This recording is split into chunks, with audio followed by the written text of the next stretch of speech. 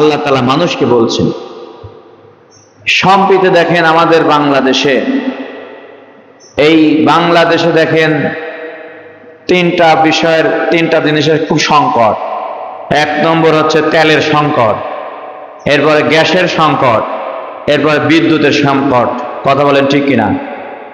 তিনটা বিষয়ের এত সংকট, তেল, গ্যাস আর বিদ্যুৎ, এই তিনটা বিষয়ের সংকটের প্রধান কারণ হচ্ছে তেল। এই তেলে এত সিন্ডিকেট 1500 বছর পরেই 1500 বছর পূর্বে আল্লাহ রাসূল সাল্লাল্লাহু আলাইহি ওয়াসাল্লাম জানিয়ে দিয়েছেন, কোন জিনিসকে নিত্য প্রয়োজনীয় আটক করে মজুত রেখে বাজারে অস্থিতিশীল পরিবেশ সৃষ্টি করা, এটা সম্পূর্ণ হারাম। এটা কি? সিন্ডিকেট করা কি হারাম। পাম্পে তেল নেই, শত শত গাড়ি লাইন ধরে দাঁড়া আছে, ঘন্টার পর ঘন্টা দাঁড়িয়ে আছে, অথচ ওদের মধ্যেই খুঁজলে মাটির নিচে মনে করেন মন তেল রেখে দিয়েছে। ধরে বলেন ঠিক কিনা? আপনি মাটির নিচে তেল রেখে দিয়েছেন, সংকট সৃষ্টি করছেন। এই সংকট সৃষ্টি করে আপনি তেল, পেট্রোল, অকটেনের দাম বৃদ্ধি করেছে। এই তেলগুলো 250-300 টাকা লিটার বিক্রি করতেছেন, সিন্ডিকেট করে আপনি লাভ করছেন ডবলেরও বেশি। এই লভ্যাংশ দিয়ে গরুর গোশত কিনে খাওয়া আর শুকরের গোশত খাওয়া সমান। জোরে কর নাউজুবিল্লাহ। সেনায় মুসলমান ভাইয়ের আমার, এজন্য যারা সিন্ডিকেট করবেন, সমাজের নিত্য প্রয়োজনীয় বস্তুগুলা, নিত্য প্রয়োজনীয় মালামাল সমাজে তারা বেশি করে ক্রয় করে আপনার গোদামজাত করে রাখবে, বাধাই করে রাখবেন। বাধাই করে রাখার একটাই উদ্দেশ্য, তার উদ্দেশ্য হচ্ছে সমাজে এই বাজারে যখন ক্রাইসিস শুরু হয়ে যাবে, চাহিদা বেড়ে যাবে, এই চাহিদা বেড়ে যাওয়ার কারণে, দ্রব্য না পাওয়ার কারণে দাম বৃদ্ধি পায় যাবে, আর বৃদ্ধি পাওয়ার সঙ্গে সঙ্গে এগুলো আমি সেল দিয়ে অধিক মুনাফা আমি অর্জন করব। এইভাবে সিন্ডিকেট করা হারাম। আল্লাহ রাসূল সাল্লাল্লাহু আলাইহি ওয়াসাল্লাম বলে দিয়েছেন হাদিসের মধ্যে, সিন্ডিকেট করে সমাজে অস্থিতিশীল পরিবেশ সৃষ্টি করে অধিক মুনাফা যে লাভ করবে, এটা হারাম তার জন্য। আজ বাংলার জমিনে যারা তেল সংগ্রহ করে সিন্ডিকেট করে তেলের দাম বৃদ্ধি হয়েছে, আবার 200-150 টাকার তেল, 1 লিটার তেল 140 টাকা লিটার, সেই 140 টাকা লিটারের তেল বিক্রি করতেছে 300 টাকা লিটার। আপনি 1 লিটার প্রতি এত লাভ করলেন, ডবলেরও বেশি লাভ করার পরে ওই লভ্যাংশ টাকা দিয়ে যদি আপনি গরুর গোশত কিনে খান, আপনি গরুর গোশত খেলেন না, আপনি শুয়ারের গোশত খেলে যে গুনাহ হয়, সেই গুনাহ আমল নামায় আল্লাহ পাক দিবে। জোরে কর নাউজুবিল্লাহ। আল্লাহ তাআলা কোরআনের মধ্যে বলছেন, ওয়ালাকাদ যারা'না লিজাহান্নামা কাসীরাম মিনাল জিন্নি ওয়াল ইনস। আল্লাহ তাআলা ডাক দিয়ে বলছেন, মানুষ এবং জিনের মধ্যে অধিকাংশ মানুষ জাহান্নামে হয়ে যাবে। আল্লাহ পাক চান না আমার বান্দা জাহান্নামে চলে যাক, আল্লাহ পাক চান না আমার কোন বান্দা বান্দি জাহান্নামে চলে যাক, কিন্তু অধিকাংশ মানুষ এবং জিন জাতির মধ্যে থেকে অধিকাংশ জাহান্নামে চলে যাবে। কি জন্য যাবে? লাহুম কুলুবুন লা ইয়াফকাহুনা বিহা। আল্লাহ তাআলা ডাক দেয়া বলেন, বান্দা আমি তোমাদের মধ্যে একটা অন্তর দিয়েছিলাম, কলব দিয়েছিলাম, অন্তর দিয়েছিলাম, বিবেক দিয়েছিলাম। এই অন্তরটা তুমি ব্যবহার করো নাই, অন্তর তোমার জাগ্রত হয় নাই। তোমার অন্তর জাগ্রত না হওয়ার কারণে তুমি জাহান্নামে চলে যাবে। ওয়ালাহুম আয়ুনুন লা ইউবসিরুনা বিহা। আল্লাহ তাআলা ডাক দেয়া বলেন, বান্দা আমি তোমাকে চক্ষু দিয়েছিলাম কিন্তু চোখ দিয়ে তুমি দেখো নাই। ওয়ালাহুম আযানুন লা ইয়াসমাউনা বিহা। আমি তোমাকে 2টা কর্ণ দিয়েছিলাম কিন্তু তুমি কান দিয়ে শোনো নাই। উলাইকা কাল আনআমি বাল হুম আযাল উলাইকা হুমুল গাফিলুন। আল্লাহু আকবার। এই সমস্ত মানুষগুলা চতুষ্পদ জন্তু, এর চাইতেও নিকৃষ্ট। চতুষ্পদ জন্তুর মধ্যে সিগাল এবং কুকুর, সিগাল এবং কুকুর, শুয়ার, এই তিনটাই দেখেন চতুষ্পদ জন্তু, এদের চাইতেও নিকৃষ্ট, কুকুরের চাইতেও নিকৃষ্ট। যাদের অন্তর দিয়েছে, অন্তর দিয়ে অনুধাবন করে না, বোঝে না। কান দিয়েছেন, কান দিয়ে শোনে না। চোখ দিয়েছেন, চোখ দিয়ে যারা দেখে না, এই সমস্ত মানুষ শিয়াল কুকুরের চাইতেও খারাপ। উলাইকা হুমুল গাফিলুন। আল্লাহু আকবার। এরাই হচ্ছে গাফেল। অতএব আল্লাহ তাআলা আমাদের অন্তর দিয়েছেন, অন্তর দিয়ে অনুধাবন করতে হবে, বুঝতে হবে যে এই বাংলাদেশের সংকটময় মুহূর্তে এখন আমি যদি সিন্ডিকেট করি তাহলে আমার অন্তরে সমস্যা। কিসে সমস্যা? অন্তরে সমস্যা। অতএব যারা সিন্ডিকেট করছে অবশ্যই এ থেকে বিরত আমাদের থাকতে হবে। তাছাড়া যদি সিন্ডিকেট না ভাঙেন, সিন্ডিকেট যদি করা থেকে বিরত না থাকেন, তাহলে আপনার অন্তরের সমস্যা রয়েছে। আপনি চতুষ্পদ জন্তুর চাইতেও নিকৃষ্ট। কার কথা? জোরে বলেন, কার কথা? আল্লাহর কথা। কার কথা? আল্লাহর কথা। শোনা মুসলমান ভাইরা, এই জন্য যে কথা আমি বলতেছিলাম, মানুষকে আল্লাহ তাআলা কত সুন্দর আদর করে সৃষ্টি করেছেন। লাকাদ খালাকনাল ইনসানা ফি আহসানি তাকওয়ীম। আল্লাহু আকবার বলেন। আল্লাহ তাআলা ডাক দিয়ে বললেন, মানুষকে আমি সুন্দর মণ্ডিত ভাবে সৃষ্টি করেছি, অর্থাৎ সুন্দর করে সৃষ্টি করেছে মানুষকে আল্লাহ তাআলা। আল্লাহ তাআলা সুন্দর করে মানুষকে সৃষ্টি করেছেন। আল্লাহ তাআলাই বলছেন, মানুষের মতো দেখেন মুখ, কত সুন্দর একটা মানুষকে মুখ দিলেন, কপাল দিলেন, দুইটা চোখ দিলেন, একটা নাসিকা দিলেন, দুইটা ঠোঁট দিলেন, দুইটা হাত দিলেন, দুইটা পা দিলেন, বাক শক্তি দিলেন, বিবেক দিলেন, চিন্তা করে চলার মতো ব্যবস্থা মাত্র করে দিলেন, চিন্তা করে চলতে পারবে। মানুষের যে বুদ্ধি, মানুষের যে বিবেক, মানুষের যে মেধা শক্তি, মানুষ এই মেধা শক্তি খাটিয়ে আজকে অনেক কিছু করছে। কথা বলেন ঠিক কিনা? মেধা খাটিয়ে বিমান বানাচ্ছে, মেধা খাটিয়ে মঙ্গল গ্রহে আপনার যানবাহন পাঠায়, চন্দ্রে যানবাহন পাঠায়, কত কিছু আবিষ্কার করে। কিন্তু মানুষের চাইতে অনেক গুণ শক্তি একটা সিংহের। কথা বলেন ঠিক কিনা? একটা বাঘ সিংহের অনেক শক্তি, অনেক পার, শারীরিক অনেক শক্তি রয়েছে, যার থাবায় আপনার সবকিছু, আপনার যদি থাবা মারে ওই থাবার ওয়েট অনেক অনেক ওজন রয়েছে। কিন্তু বাঘ সিংহ মানুষের বুদ্ধির কাছে কবজা থাকে। কথা বলেন ঠিক কিনা? সব কিছু মানুষ কবজায় নিয়ে আসতে পারে। একটা বাঘ সিংহের একটা মানুষের চাইতে কত গুণ শক্তি থাকে, কিন্তু মানুষের বুদ্ধি খাটিয়ে, বিবেক খাটিয়ে, কলা কৌশল করে তাকে পোষ মানায়, তাকে পোষ মানিয়ে রাখে। কথা বলেন ঠিক কিনা? তাহলে এই বিবেক দিলেন কে? আল্লাহ দিলেন। জোরে বলেন, কে দিলেন? আল্লাহ দিলেন। এই চেহারা দিলেন আল্লাহ। এই জন্য শুকরিয়া হবে কার? জোরে বলেন, কার? আল্লাহ তাআলা। আল্লাহ তাআলা ডাক দিয়ে বলেন, ওয়াত্তাকুল্লাহ, আমায় আল্লাহকে ভয় করো। ওয়া আলাল্লাহি ফালইয়াতাওয়াক্কালিল মুমিনুন। মুমিনুন, মুমিনদের উচিত আল্লাহ তাআলার উপরে ভরসা করা। মুমিনদের উচিত আল্লাহ পাকের উপরেই ভরসা করা। এজন্য মুমিন যারা আল্লাহ রাব্বুল আলামিনের উপরে তারা ভরসা করবে যে সব কিছু আল্লাহ তাআলাই করেন, আল্লাহ তাআলার পক্ষ থেকে হয়, আল্লাহ তাআলার উপর ভরসা মুমিন করবে। কারা করবে?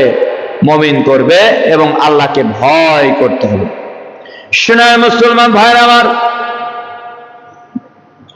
আল্লাহ তাআলা কোরআনুল কারীমের মধ্যে অন্য আয়াতে কারিমায় জানিয়ে দিলেন, ইয়া আইয়ুহাল্লাযীনা আমানুত্তাকুল্লাহ হাক্কা তুকাতিহি ওয়া লা তামুতুন্না ইল্লা ওয়া আনতুম মুসলিমুন।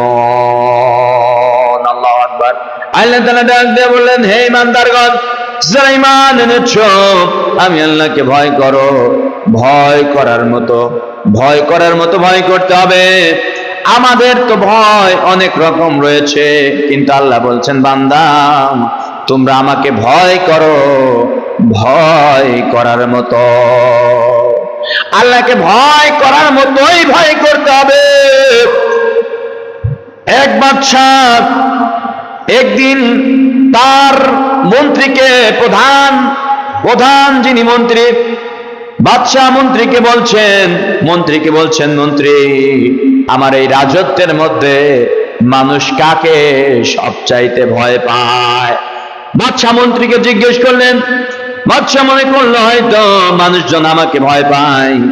এখন মন্ত্রী ডাক দেয়া বললেন, এই রাজ্যের মধ্যে মানুষ সবচাইতে বেশি ভয় পায় তার বউকে। কাকে? যার বউকে সবচেয়ে বেশি ভয় পায়। এ কথা বলার পরে বাদশাহ বলল, বাদশাহ বলল, হে মন্ত্রী, যদি তুমি প্রমাণ করে না দিতে পারো, তাহলে তোমার মন্ত্রিত্ব আমি কেড়ে নেব, তোমাকে সাধারণ প্রজা বানিয়ে দেব। এবার মন্ত্রী কি করলেন? সমস্ত মানুষকে একত্রিত করলেন। একত্রিত করার পর এবার মন্ত্রী একত্রিত করার পর আপনার ওই বাদশা তখন বলছেন যে, তোমরা যারা বউকে বেশি ভয় পাও তারা এদিকে চলে আসো, আর যারা ভয় পাও না তারা ওখানে থাকো। এ কথা বলার পর, বাদশাহ কথা বলার পর সমস্ত মানুষ এবার এদিকে চলে আসলেন। আসার পরে যারা বউকে ভয় পায় না, ওই স্থানে একজন শুকনা চিকনা চাকনা লোক দাঁড়িয়ে আছে। বাদশাহ অবাক হয়ে গেল। সবাই বউকে ভয় পায়, আমিও পাই, সবাই এই সাইডে এসেছে, আর যারা বউকে ভয় পায় না তারা ওখানে দাঁড়িয়ে আছে। তুমি একজন মাত্র ব্যক্তি যিনি নাকি বউকে ভয় পায় না, কারণ কি? এবার লোকটি ডাক দেয়া বলছেন, বাদশাহ, আমি আসার সময় আমার বউ আমাকে বলে দিয়েছে, সমস্ত মানুষ যদি একদিকে যায়, সমস্ত মানুষ যেদিকে যাবে তুমি তার উল্টা দিকে থাকবা, এটা আমার আদেশ, এজন্য আমি দাঁড়িয়ে আছি। বাদশা অবাক হয়ে গেলেন। সবাই বউকে ভয় পায়, এমন ভয় পায়, এই ভয়টা সর্বস্থানে সব জায়গায় তিনি ভয় পায়। আল্লাহ তাআলা ডাক দেয়া বলছেন, বান্দা হাক্কা তুকাতিহি, আমাকে ভয় করার মতো ভয় পাও, আমাকে ভয় করার মতো ভয় পাও। ভয় করতে হবে। যদি আমাকে ভয় করার মতো ভয় করো, তাহলে তুমি ঈমানদার হতে পারবে, মুমিন হতে পারবে। কারণ আল্লাহকে যারা ভয় করার মতো ভয় করে, ভয় করার মতো যারা ভয় করে, সে কখনো গুনাহে কাবিরা, বড় গুনাহ ছোট গুনাহ, সে গুনার কাজ করতে পারবে না। কথা বলেন ঠিক কিনা? আল্লাহকে যারা ভয় করে আপনি গুনাহ করতে পারবে না। আল্লাহকে যারা ভয় করে গোপনেও গুনাহ করতে পারবে না। কারণ আল্লাহর ভয় যদি অন্তরে থাকে, গুনাহ সে করতে পারবে না, কারণ সে আল্লাহকে ভয় করে। ভয় করার মতো করলে পরে ওই ব্যক্তির জীবন পরিবর্তন হয়ে যাবে। কথা বলেন ঠিক কিনা? শুনে মুসলমান ভাইরা আমার, এজন্য যে কথা আমি বলতেছিলাম, আল্লাহকে ভয় করতে হবে ভয় করার মতো। ওয়ালা তামুতুন্না ইল্লা ওয়া আনতুম মুসলিমুন। আল্লাহ তাআলা এর পরক্ষণেই বললেন, এবং মুসলমান না হয়ে তোমরা মৃত্যুবরণ করো না। আল্লাহকে ভয় করতে হবে, মুসলমান হয়ে আমাদেরকে চলতে হবে। মুসলমান হয়ে যদি মৃত্যুবরণ করতে আল্লাহ নিষেধ করে, তাহলে সব সময় কে কখন মারা যাবো কেউ বলতে পারবো না, কেউ জানি না। এই জন্য সব সময় মুসলমান হালতে আমাদের থাকতে হবে। মুসলমান অবস্থায়, মুসলমান হালতে আমাদের জীবন যাপন করতে হবে। কথা বলেন ঠিক কিনা? এই জন্য মুসলমান আল্লাহর গোলাম, আল্লাহকে ভয় করে চলতে হবে দুনিয়ার জমিনে। কেউ যদি ব্যবসায়িক ক্ষেত্রে আল্লাহকে ভয় করে, ওই ব্যক্তি ব্যবসায় ভেজাল দেবে না, কথা বলেন ঠিক কিনা? ওই ব্যক্তি লিখবে না বিকৃত মাল ফেরত নেওয়া হয় না। যে কেউ যদি আল্লাহর মহব্বত নবীর সুন্নত অনুযায়ী ব্যবসা করে, অবশ্যই দোকানের সামনে লেখা থাকবে অবশ্যই বিকৃত মাল ফেরত নেওয়া হয়। আহাল্লাল্লাহুল বাইয়া ওয়া হারামার রিবা, আল্লাহ তাআলা ব্যবসাকে হালাল করেছেন এবং সুদকে হারাম করেছেন। এই ব্যবসা বড় একটা ইবাদত, বড় একটা ইবাদত, ব্যবসা করা সুন্নাত। আর এই ব্যবসা যদি আপনি সৎ উদ্দেশ্যে হালাল ভাবে যদি করেন, আপনি যদি ব্যবসায় দুর্নীতি না করেন, কালোবাজারি না করেন, আর ব্যবসা যদি স্বচ্ছতা আপনার মধ্যে থাকে, আপনি পণ্যে যদি ভেজাল না দেন, মানুষ ঠগান যদি না ঠগান, তাহলে অবশ্যই আল্লাহ রাব্বুল আলামিন বরকত দিবে। এবং আল্লাহ রাসূল সাল্লাল্লাহু আলাইহি ওয়াসাল্লাম বলেছেন, যারা যারা সত্য ব্যবসায়ী, এই সত্য ব্যবসায়ী আমি নবীর সঙ্গে জান্নাতে যাবে। জোরে কান সুবহানাল্লাহ। আপনি কৃষিজীবী, আপনি শ্রমজীবী, আপনি শ্রম দেন, আপনার শ্রমটা সঠিকভাবে আপনি কাজ করছেন, আপনি সঠিকভাবে আপনার কাজ করতে হবে। যদি কাজে ফাঁকি দেন, এটা আপনি দায়িক হবেন। কাজে ফাঁকি দিলে আপনি যে টাকাটা গ্রহণ করছেন সারাদিন পরে, এটা আপনার জন্য হালাল হয়ে যাবে। আমাদের দেশে তো যদি কামলা নেওয়া হয়, কাজ ধরেন একটা কামলা নিয়ে 5 দিন সময় লাগে একটা কাজে, ওই একই কাজ আপনি মিটায় দেন 2 দিনে কাজ শেষ চলে যাবে। কথা বলেন ঠিক কিনা? একজন কামলার 5টা দিন সময় লাগে, ওই একই কাজ আপনি মিটায় দেন 2 দিনে শেষ করে দিবে। তাহলে এর কারণ কি? নিজের কাজটা মনোযোগ সহকারে করে, যে আমি শেষ করলেই আমি মিটানো রয়েছে, এই টাকাটা পেয়ে যাব। আর যখন ডেলি করেন তখন ফাঁকি দেয়। কথা বলেন ঠিক কিনা?